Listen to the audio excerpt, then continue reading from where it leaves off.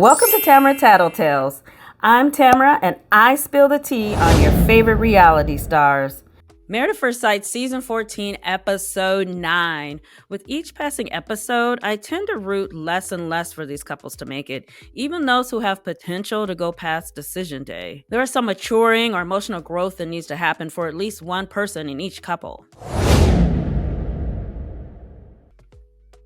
Katina goes grocery shopping and says she's not used to shopping for two people. She hopes she bought enough food and that Tootie does not get on her about not buying enough.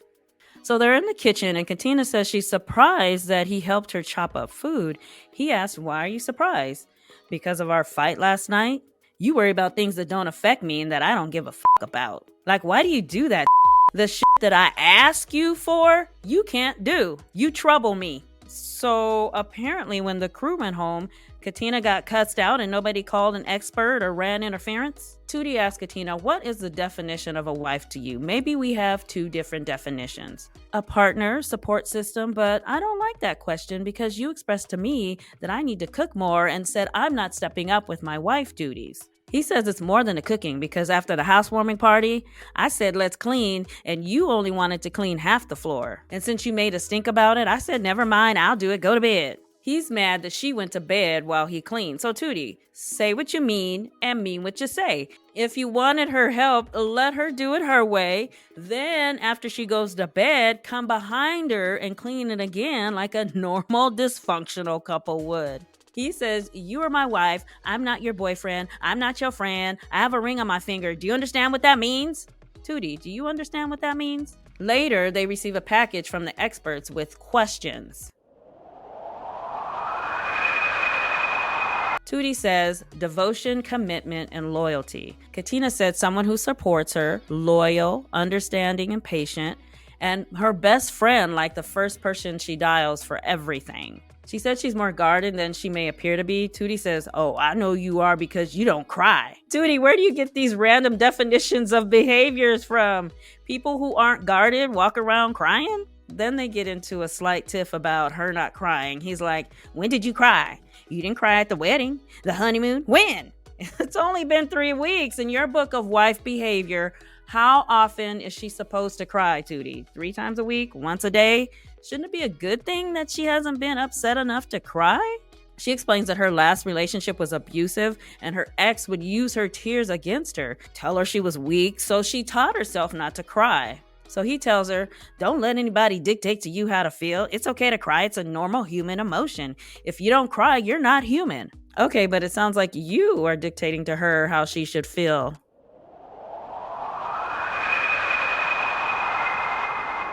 Tootie says, "I'll let you go first. I see potential." "Ah, you love me. I know. You just don't want to say it." So Tootie says, "I'll say that I like you.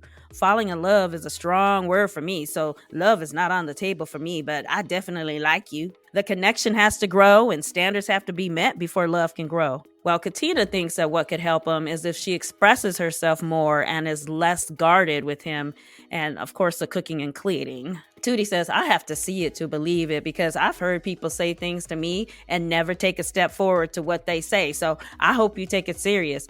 I just got to see it." Okay, Tootie, what kind of promises were women making to you at the strip clubs? Katina, girl, I hope you don't lose yourself in trying to please him, that you forgot that he needs to meet a standard of how to treat you and especially talk to you. Later, Tootie plans a special date about what he wants, which is a good meal and to teach Katina how to cook. So they go to this little cooking school. He said he wants his wife to be on the same page as him. "Stop waiting for me to tell you to do something. Just do it." How on earth did you navigate this life prior to meeting her? You sound like you can't function without her doing chores for you all of a sudden. Katina's very half full. She said that she doesn't enjoy cooking, but she thought it was nice that he was saying that he's going to cook with her. They sit down to eat, and Tootie is having an orgasm over the flavors, and Katina's like, "Dang, you act like I haven't fed you in a week." He says, "No disrespect, but you haven't fed me on this type of level since I met you." Okay, usually when you begin a sentence with no disrespect, something disrespectful usually comes next. Katina starts to explain that she can see how he puts in more effort in certain areas than she does, and then he cuts her off. You're still learning, and there's nothing wrong with that because there are things that I'm still learning. But when it comes to a marriage, there are things that I expect to be already there, and I'm trying to figure out if you have that base. Then he starts nitpicking her about the housewarming because she coordinated having things brought instead of doing it herself. Then in the confessional cam, he says, she put little effort into my housewarming. My housewarming. Really, Tootie? So you're claiming this free spot is your house now? So he's carrying on and not allowing her to get a word in. And then he says, I'm telling you how I feel. I need to see where you are as a woman. Then he says to the confession cam, if you don't want to cook, then what are you going to do? Are you going to clean? Okay, Tootie, you need a maid service and HelloFresh. A woman's value is not her ability to cook and clean up after you. Take cooking and cleaning out of the equation. Hire somebody to do those things for you, Mr. I'm established. Do you know how many married couples have cleaning services that come to their house regularly? Okay, well, I don't either, but I imagine it's a lot. Get you a maid or do it yourself, then treat your wife like the full-time job-having queen that she is. He carries on about how he needs to see what type of woman she is and if she's even has the baseline of what he thinks a woman should be. She says, I need a break. And he keeps talking and talking. Tootie, enough is enough. Shut up already. To the confessional cam, Katina's rubbing her wig and crying, and he finally got those tears out of her that he wanted. She says, he makes me feel bad. So, do you remember when Katina sat with his friends and family at the wedding? Tootie's brother said, I believe he's the type of guy that's going to try to mold you to be the lady he wants. This is exactly what Tootie appears to be doing. His brother nailed it. Buyer beware. So Picky is putting in work. He planned a nice picnic for he and Jazz and her dog. Jazz gave him a lukewarm, this is cute, response to seeing the setup. He says to the confessional cam, since Feeny, her dog, is important to Jazz, he wants to work on building a bond with him. And he walks over with this huge gift basket. And to the confessional cam, she's like, he got me a gift. But it was toys for her dog, and she seems somewhat grateful. So he asked, what can he do better to communicate with her when he's addressing an issue he has with her? She says, the best way to communicate with me is to talk to me.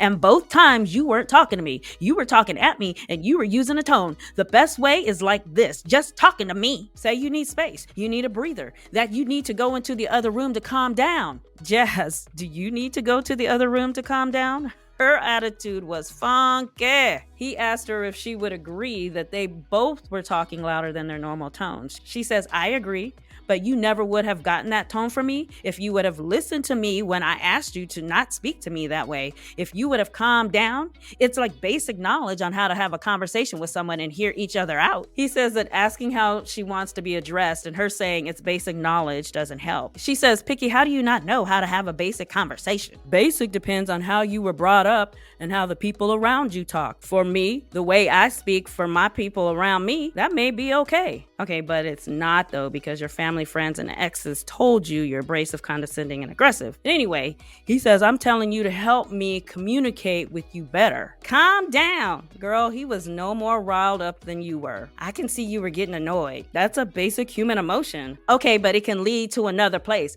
I can see you're getting annoyed, so let's calm back down and let's just talk. Jazz, Mrs. I don't like a tone. You were given tone and bad attitude throughout that conversation. Asking how to communicate with you is a healthy question, and he made a good point that basic conversation is not the same for everyone. There are even some cultures that are naturally more abrasive. So to the confessional cam, Picky says, today was supposed to be a positive day, and I didn't expect it to go left. This one was definitely on Jess. She agreed to let go of those emotions from the past and move forward, but it's clear that she's still holding on to how she felt during their past arguments. So later they are eating, and Picky tells Jazz that this is the anniversary of his brother's passing and that he went to the cemetery to visit his grave. Jess says she wishes she would have known, and he says you were at work. Then on the confession cam, she says they haven't really been speaking much since the picnic. So why would you expect him to tell you about his brother's anniversary then? But she said she's happy that he opened up about his brother, and it makes her feel a little more connected to him.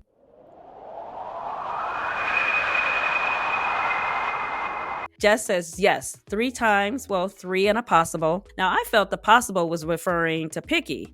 So Picky says 1 and a possible. But his possible was a high school crush, and Jess kind of gave him a little side eye like, I'm supposed to be the possible.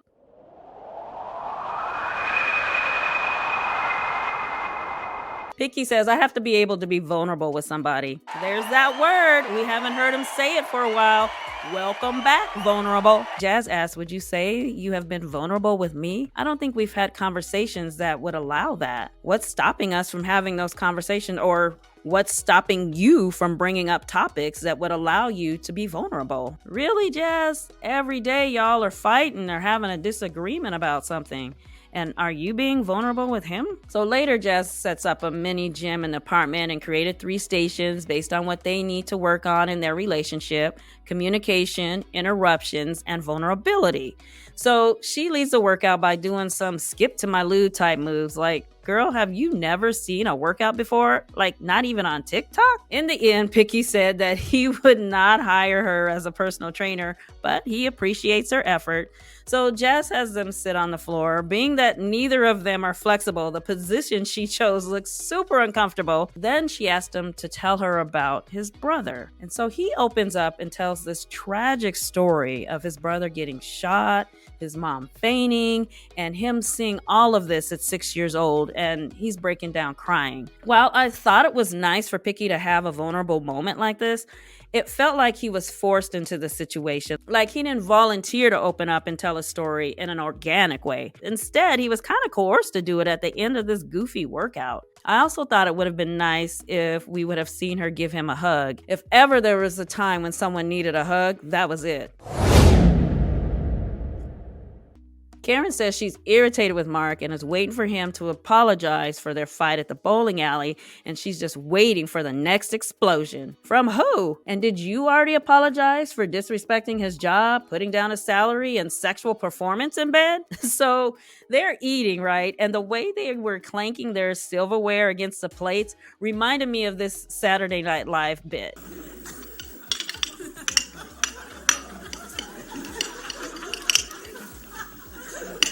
So Mark asks Karen if she likes her meal and then dumps half a cup of salt on his and looks like he's getting carpal tunnel from twisting the pepper grinder over his food 1,000 times. So he says, do you think you were out of line at the bowling alley? Karen says no, and then accuses him of being a Debbie Downer because he constantly picks on her but never gives her any affirmation. All of the things she's accusing him of being and doing, she's doing too. Only thinking of himself. His actions are affecting her, never knowing what to expect. To the confessional camp, she claims that she's been putting herself second, and now she's putting herself first, and he has to earn her now. But he might be out of his league. What league? Fantasy football league? She accused him of being one way on camera and a different way off camera. Okay, Miss hiding off camera in the bathroom, yelling he doesn't give you an orgasm. She feels like she's being so gracious and kind to him because he deserves it and because he's going through a hard time. She said he's sabotaging himself and treating her poorly, and she's just talking and not letting him get a word in. Why am I here? I'm not even sure. Why am I trying so hard for someone who's treating me not so great right now? What do you like about me? Because it doesn't seem like there's anything at all. And he's kind of like, oh, my turn to speak now? I think you have an incredible person buried inside of you. That's a dig. It's not a dig. Yes, it is, Mark. That was a dig. He says their communication needs work. She says she's past the communication. She came into this giving 100% and he kept pulling back and pulling back. Now she's at 1% because he's turned his nose up at the 99 and she doesn't want to give it to him anymore. I feel like this was Chris's cue to bust in the room like Kramer from Seinfeld. Did someone say 1%? Mark says 1% is better than 0. If we can get our communication together, we have a chance. But if we can't get to a place where we can understand each other, then it's not going to work. He's being nice by calling it a communication problem because it's really a rudeness problem like her father warned him about.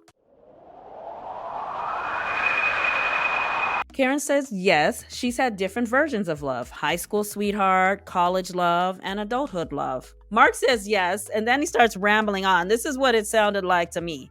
Typically what happens if someone comes into the picture that does not suit me, it will remind me of someone who I did have feelings for. Then that person will come back and I'll go ask that person for more, but then that person won't be the person who I have feelings for. So they go back and I try to rejuvenate the feelings that I had with the other person. but it made sense to Karen. Apparently, he was talking about going back with someone that he's dated in the past. She said she never goes back and recycles men. If it doesn't work out once, why would it work out twice?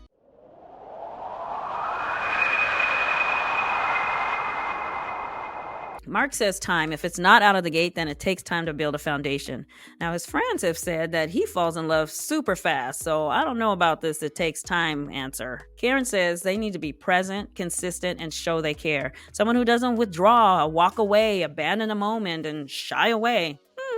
By chance, could she be talking about Mark?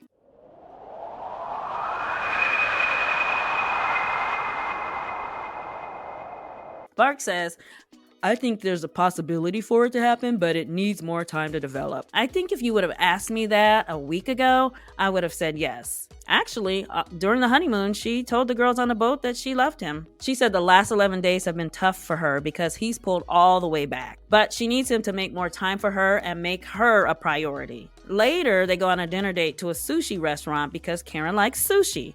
Karen orders a lot of raw sushi and wants Mark to try it. She hands him raw salmon to eat and he's like, oh. Once he puts it in his mouth, he's making kid faces that let you know he doesn't like it. Mark proceeds to tell her that he appreciates that she went into this experiment with all the right intentions. Even on days when she wasn't getting a response from him, she kept on doing nice things, and he apologized for all the times she felt hurt. Then he says, I will promise to never cause you pain. Mark, come on. No one can make that promise. You can get up from that table and step on her foot by accident. Boom! You just broke your promise. Anyway, he wants her to know that she is appreciated and that she's too good of a person to not feel appreciated. She was very receptive, but I thought she could have apologized for how harshly she speaks to him and about him behind his back. Girls were chilling, getting manis and petties, while the guys were playing an archery game. This should have been group therapy sessions with the experts, but instead, they express what they have been going through with their spouses to each other and basically give baddish advice on how to deal with it. Noisy created a cute note scavenger hunt for Steve. Nice way to make up for her ghosting him and posting their business on social media. Later, they answered the experts' questions.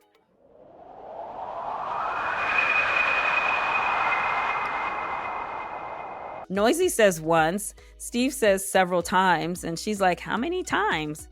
About 5 times. I've had 5 serious relationships, and I love each of them. To the confession cam, Noisy said she was taken back by that because he's been very reluctant to have that conversation with her. Noisy, I get that this is an accelerated situation, so you two are further along than you normally would be after 3 weeks, but this should be a non-issue right now. Enjoy getting to know him and figuring out how not to put all your business on social media. Noisy says she likes to see how her partner shows up for her, especially when they're having bad times. Seeing how that plays out lets her know she's loved. Now, I found that an odd answer, given that she walked out and wouldn't allow him to show up for her the one time they did have an issue. Steve says it's more about feeling comfortable saying it and having a strong enough connection to feel that trust and bond to say it. After that answer, Noisy guided them into an uncomfortable discussion about love and him feeling ready to say it to her. She's like trying to convince him to say it to her, like I could even feel the pressure through the screen. She's saying, I'm at an age where if I'm feeling something for someone, I don't have a problem saying it to them. I don't wait to tell the person that I'm with how I really feel because we don't have time to waste, especially in this situation. To the confession cam, she expresses that she's frustrated that he won't say it and she doesn't understand why.